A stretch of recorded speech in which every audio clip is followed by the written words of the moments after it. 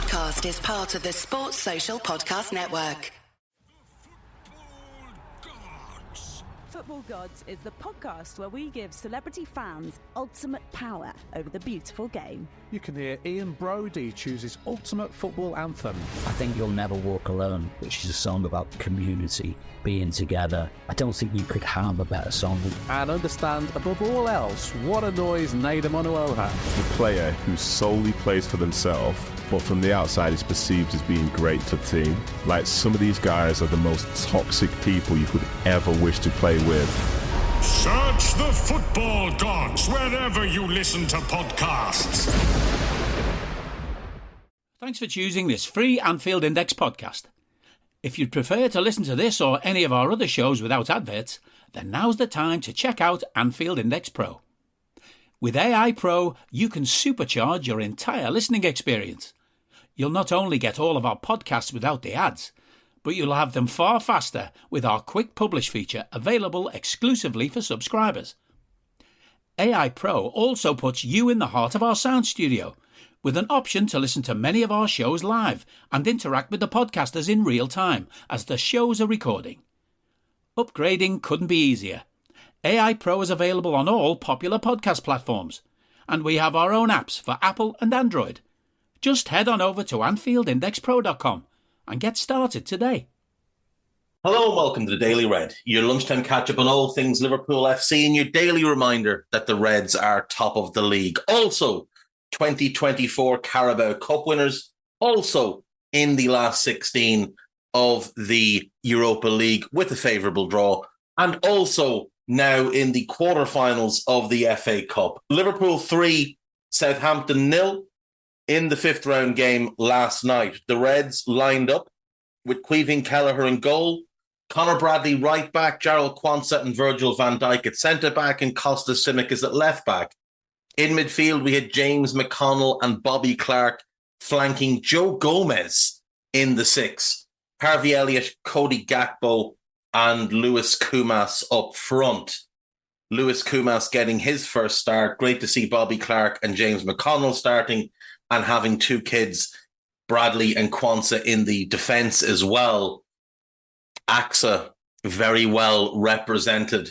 The AXA very well represented in this game in terms of the starting 11. So, bit of an odd first half. We didn't start well. They had the ball in the net after 60 seconds or so, but it was ruled out for offside, and rightly so. Then they hit the post through Sulemana, and then Edozie had a shot that Kelleher saved very, very well. And then we woke up, and Bobby Clark with a lovely bit of play, beats his man, drives the ball into the feet of Koumas.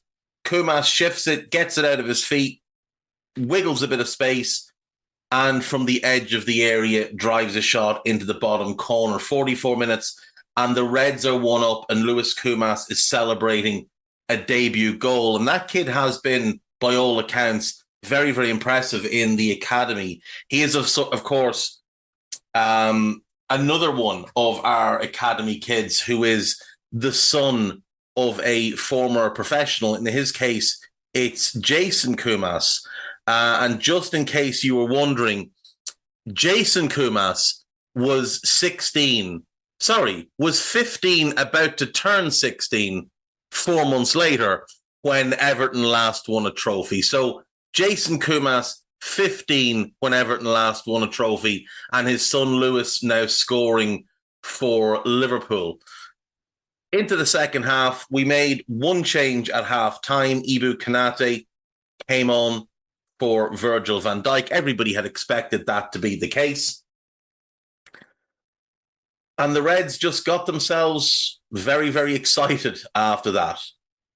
We made a second change, bringing on Alexis McAllister on 62, settled ourselves down, and began to really control the game.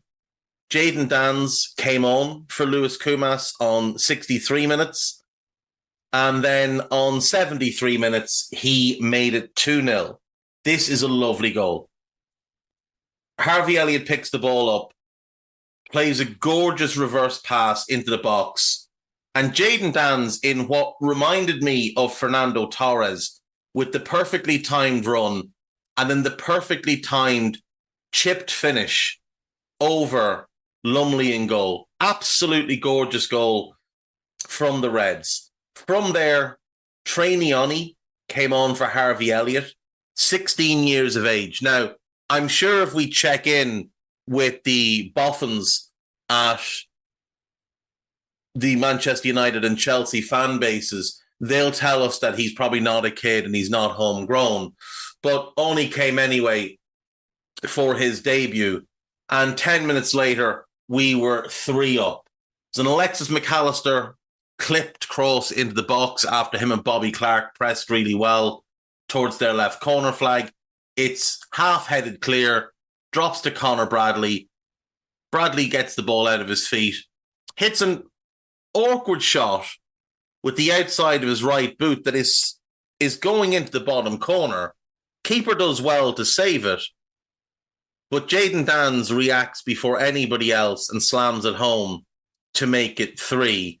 And then Cade Gordon was introduced in the 90th minute just for a bit of a run out. So the Reds march on in the FA Cup, as they do in all of the competitions. And the draw, of course, was made before the game, which I didn't like. But the draw told us that if we were to get by Southampton, we would face the winner of Nottingham Forest and Manchester United. And Manchester United won that game 1-0.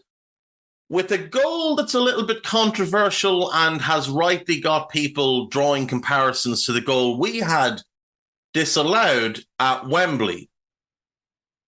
Raphael Varane blocks off a defender. Now, the difference between the two, according to professional excuse maker for the PGMOL, Dale Johnson, is that Varane didn't block somebody who was in the dropping zone, which is a completely subjective thing that doesn't really exist because there's no scientific evidence or no scientific workings to decide what the dropping zone is. It is literally just subjective. But the real difference is that what Endo did was stand still. And Levi Colwill made no attempt to get round him, nor did Levi Colwill make any complaint or protest when the goal was scored. What Raphael Varane did was actually take 2 steps and push a Nottingham Forest player to the floor. So forgetting the dropping zone nonsense, which, like I said, is completely subjective nonsense, Raphael Varane actively moved towards a player and shoved them to the floor. Endo stood still. That's the difference. But the other difference, of course, is that Manchester's Chris Kavanagh, who refereed the cup final, was also refereeing last night. And if anyone can explain to me how the fuck referees from Manchester are allowed to referee Manchester United or Manchester City games, I'd love to hear it. I don't care if they're not Manchester United fans or Manchester City fans, because the likelihood is that their families contain multiple fans of one or the other or both, that their kids are United or City fans, that their wives, their father-in-laws, their mother-in-laws, their brother-in-laws, their own parents, their own siblings will be Manchester United or Manchester City fans. So therefore, they do have a vested interest in the success of Manchester United and Manchester City. And that's what we saw last night. That is what we saw last night. We saw a referee from Manchester giving a goal that he himself disallowed only 4 days beforehand, except that this one was worse. This one there was an active foul. Not only was Varane offside when the free kick was taken, he actively fouled a player in the box. Endo just stood still. He literally just stood still. But the Reds are through, and we will go to Old Trafford on the weekend of the 16th and 17th of March, which means, good news for the Reds, the Everton game in the league will be pushed back which means that Allison, Curtis and Trent should all be back for that Everton game, which means they'll only miss 2 more Premier League games. Nottingham Forest this weekend, and then the big one, which is Manchester City. Now, no Darwin, no Dominic, no Mo in the matchday squad last night, but the hope will be that all are available this weekend. Jurgen said they were touch and go for last night. Dominic said he was fine to play in the final on Sunday, and the medical team held him back. Dominic and Darwin took part in their own Grand National and looked absolutely fine. And there's a clip of Darwin, you'll find it on social media, sprinting onto the pitch at the final whistle to embrace Luis Diaz. He looks pretty fine. He doesn't look like someone that's struggling with an injury. So Jurgen said they were touch and go for last night, which should mean that all 3, or certainly 2 of the 3, will be good to play at the weekend. And that will be a massive boost for us. We have them back for Forest. We have them for City. You'd imagine the team that will go to Prague next week will be a heavily rotated team. Then we have everybody who's available for City. Then it's Prague again at home. Get the job done there, get ourselves into the quarterfinals. And then we go to Old Trafford, where we can go as strong as possible in that quarterfinal game, because then it's the international break. And with a bit of luck, which we deserve at this point, because we've had none so far this season, with a bit of luck, we go into the international break in really good order, advancing in multiple competitions, still top of the league, although because Arsenal will play that weekend in the league, I think they might not. Let's have a quick look. Who are Arsenal due to play that weekend? Arsenal are due to play Chelsea, so that game is postponed. So they won't play. So that's brilliant. So we can go into the international break top, potentially a couple of points clear if we can beat City. And then come back out of the international break with 3 more players added back into the mix. And of those that we're relying on between now and the end of the season, hopefully only Diogo Jota absent, because we know Matip's done for the season. I don't expect Thiago to play for us again, and I don't expect to see much of Stefan Bajcetic between now and the end of the season.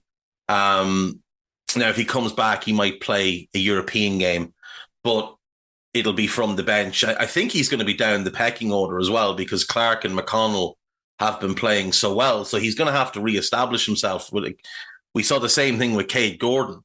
Cade Gordon was head and shoulders ahead of all these youngsters a few years ago. And now he's behind Kumas, he's behind Dans, he's probably behind Ben Doak. And Ben Doak's another one who's place in the pecking order will have dipped a little bit because he's been out injured. It's just the nature of it. It's great for us. It breeds competition.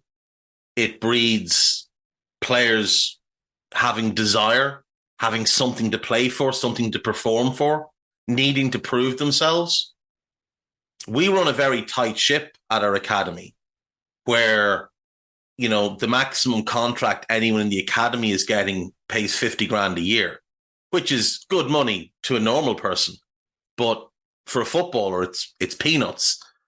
I can remember when Tosin Adarabioyo was in the Manchester City Academy, there was an article in one of the rags, I think the Mail, where he was given a new contract for 25 or 30 grand a week. I remember Nathaniel Chalobah, the older Chalobah brother, when he was in the Chelsea Academy at like 17, he was earning 10 grand a week.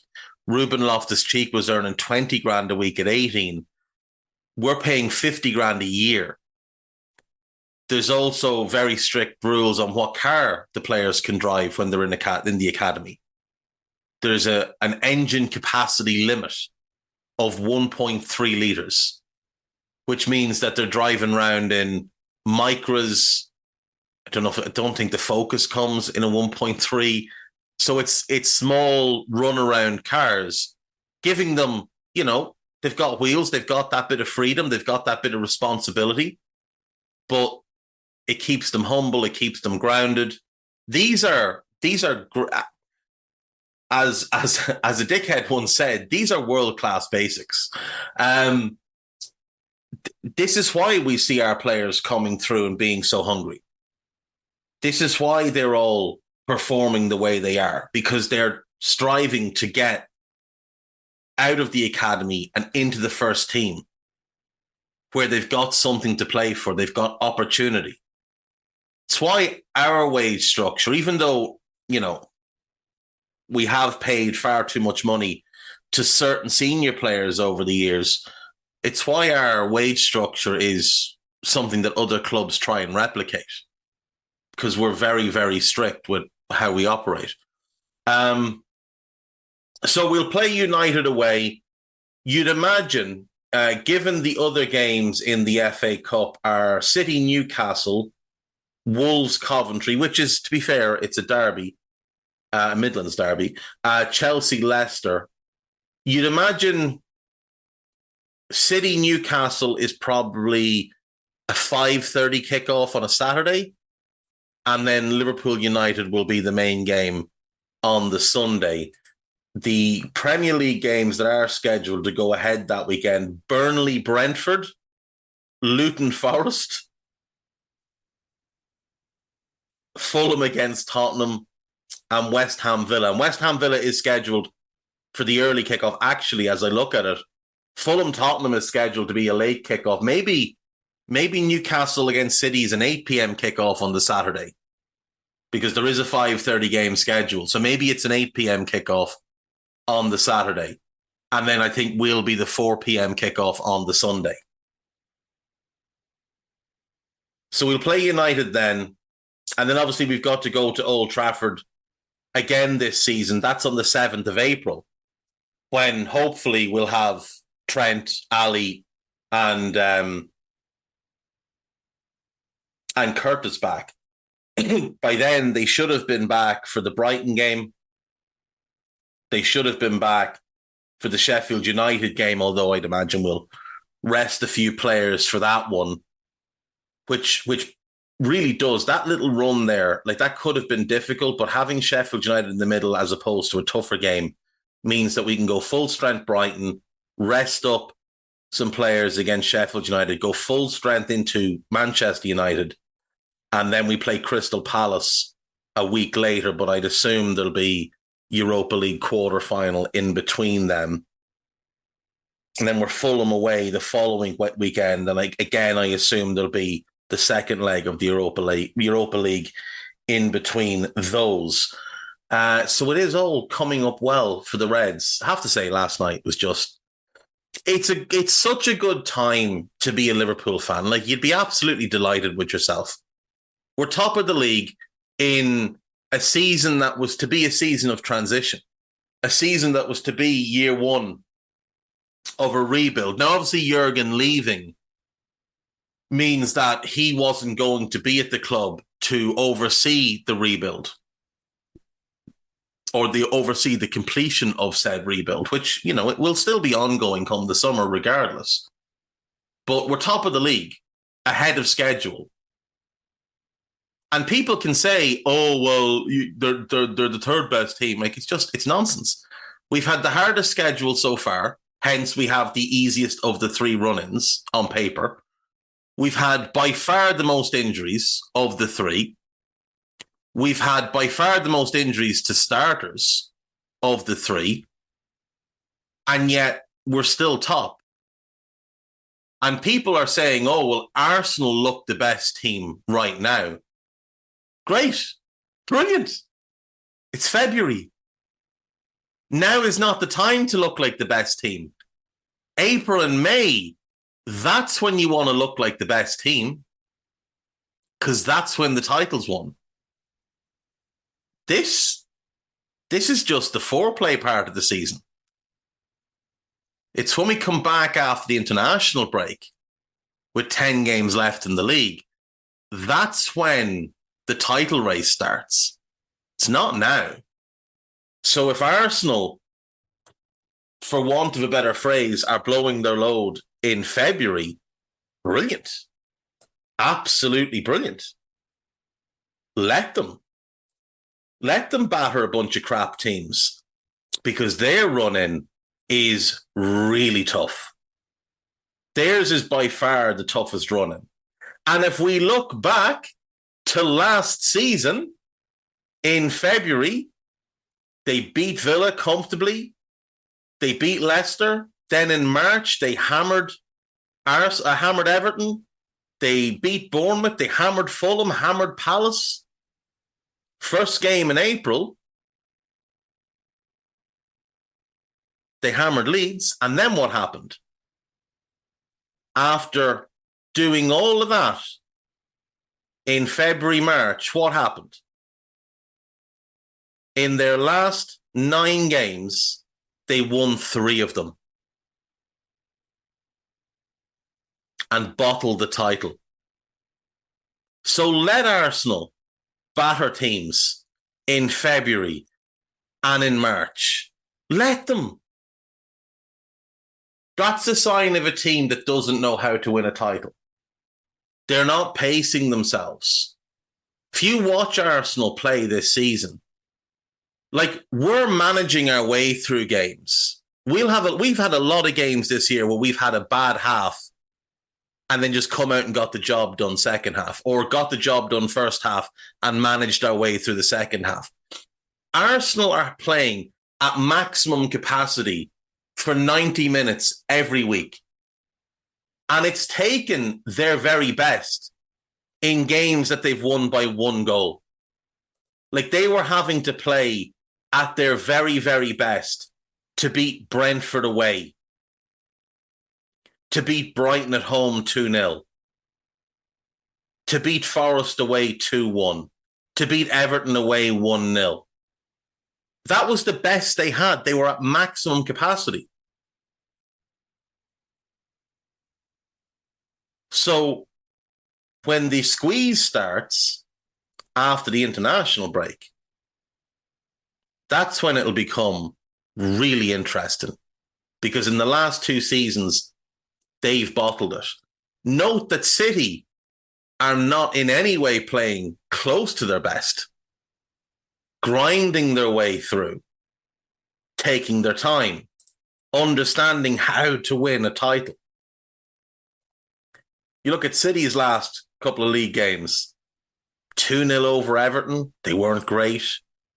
3-1 over Brentford, they weren't great. 1-0 over Brentford, very, very average. 1-0 over Bournemouth, very, very average. Even the 3-2 win over Newcastle, they weren't good. They went 2-1 down. City aren't playing close to their best.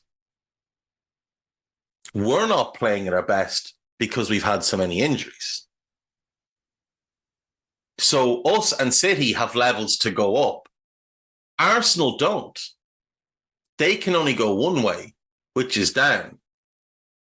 Now, maybe you're of the belief that Arsenal can sustain this for the rest of the season. If so, I'd love to know what evidence you have. Because I have evidence that ourselves and City can go up multiple levels because I've seen it. You haven't seen Arsenal sustain this level through the end of a season. Nobody has. Not this Arsenal team. Not an Arsenal team for 20 years. So let Arsenal batter everybody and let them stay third. It's a beautiful thing.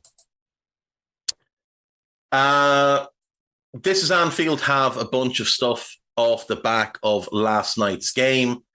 A piece about Jayden Dans. I should have said, obviously, Neil Dans, Jason's dad, was once again 13 years of age when Everton last won a cup, and there's his son scoring goals in front of the Kop. Liverpool FC well positioned to sustain strong position after Jurgen Klopp. After yesterday's Daily Red, which if you haven't heard it, do go and listen to it. It came out late last night. We had a bit of a technical issue with WeTransfer, which is the format we use, or the service we used to send files back and forth, and it didn't get out till late. I think the game was on when it came out, so do go and listen to that one. But after that came out, more information about the potential of a Michael Edwards return came out. Paul Joyce dropped an article where he said that Edwards was looking for full control over football matters, which is what I have said. He wants the Sporting CEO role. I bet that's the role we're offering him. But if he wants full control, that means he's open to a return. That's what that means. If he's made it known that that's what he's looking for, that's him saying, I want to come back, but this is what I want. So I think that one might happen. Joyce also mentioned that Ruben Amorim is likely to be interviewed for the job as manager. As you know, I haven't hit it. He is my top choice to replace Jurgen. I think he's the best choice. I don't think it's all that close, personally. So it all came up swimmingly for me. And then we had Jim Bob Pierce say that he expects that we will see significant movement in terms of the sporting director role in the next week or so. So that's also promising. So we've got 3 big roles that we'll be looking to fill. Sporting CEO, which is the role that we offered to Max Eberl, but Bayern offered him a bigger contract, and he lives in Munich anyway, so there is that. And frankly, as good as he is at his job, he went into the Leipzig situation and basically completely disrupted how they operate. Now, he's very good at what he does, and he's a very good negotiator. He's very good at talent spotting. He's very good at getting players in. But he doesn't trust the data enough. And I think he would have been at odds with what FSG want anyway. So not overly upset about losing out on him. But if Edwards takes that job, he'd have been everybody's top choice all along. It's the perfect fit. He knows the club inside and out. He helped build the club into what it is. He certainly helped build our processes into what they are. So that would be good. That's a great fit. Then sporting director, there's a bunch of names going out there. The one name just to keep an eye on, though, if Edwards comes back, is obviously Julian Ward. Because there's a familiarity there. He's worked for the club for a long time. He worked under Edwards for a long time. That's clearly a dynamic that works. So Ward as sporting director under Edwards as sporting CEO might be something that works. And then the manager, it does look like it'll be one of 2. It looks like it'll be Alonso or Amorim. I'm still not convinced Alonso will leave Leverkusen. I really think he'll look to stay there another year and have a crack at the Champions League. And I think if they win the league, which, looks very likely at this point, and have that run into the Champions League, and he's given some money to spend to add to the squad, I feel like that will push Florian Wirtz and Hincapié and Tapsoba and Frimpong, who've all been linked with moves away, might just push them to give it one more year themselves and go in and see what they can do together. Because if they go unbeaten, they'll be a historic team. And they might just want to see what they can do in the Champions League together. So we'll wait and see. Either way, we're going to be in good shape because of what Jurgen is leaving behind. There's a piece about Virgil's advice to the young players. There's a piece about Jayden Dan's interview after the game, which was brilliant. Lowdown on 7 Liverpool youngsters who starred versus Southampton. It's very cool that there's 3 of the lads whose dads all played. Obviously, Bobby Clark being the third one with Kumas and Dan's. There's a piece about Joe Gomez. Liverpool's latest accounts have been released. They've reported a 9 million pre-tax loss, but record commercial revenue, which is good. Mo Chatra will most likely be doing a money talks in the coming week to break those down. Liverpool finding more ridiculous ways to win as teenage dreams come true. As a player ratings piece, darts, horrendous pressing and plenty of praise. 5 things from Klopp's press conference. And then over on AnfieldIndex.com, there's a piece about Brian and Bomo. There's a piece about Klopp's kids and what David Lynch had to say about them. It's a wrap-up from last night's game. A couple of pieces, actually, from last night's game. And then podcast-wise, there's the latest Media Matters, which is to Stat Me Up with Dave Davis and Ben Boxack. And again, make sure you're following Ben because his work is outstanding. And make sure you follow Imre and Mark, the other 2 Hungarian lads I mentioned in yesterday's pod. And then there is a Moby on the Spot, which is, of course, outstanding stuff. And last but not least, there was a post-match Raw. Guy Drinkle in the hosting seat, Lisa Marie making her debut on Raw, and Carl Wilkinson, who's semi-regular on the Cup broadcasts, completing the trio. So make sure you go and listen to all of those, read the articles, tell your friends, tell your parents, tell your kids, tell whoever. Just fucking tell somebody. Just tell anybody to listen to us, please.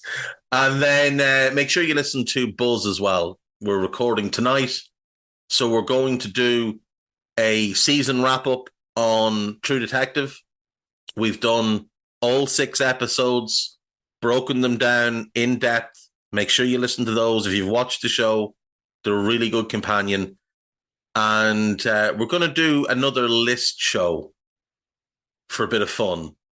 Our most recent film review was Fatal Deviation, where we did about 2 hours and 10 minutes across 2 podcasts on a film that's 76 minutes, which will tell you just how much we enjoyed talking about it. That's it from me. I will see you all tomorrow.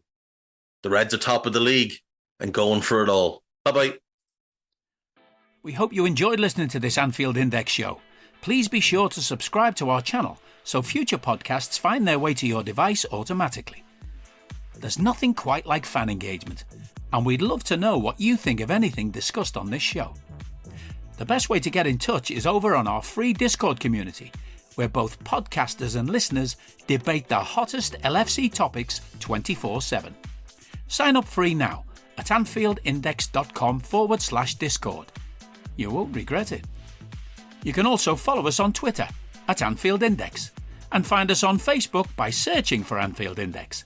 Oh, and before you go, we'd love it if you could leave us a 5-star review on your favourite podcast app.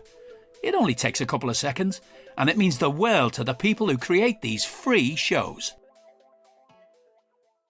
Sports Social Podcast Network.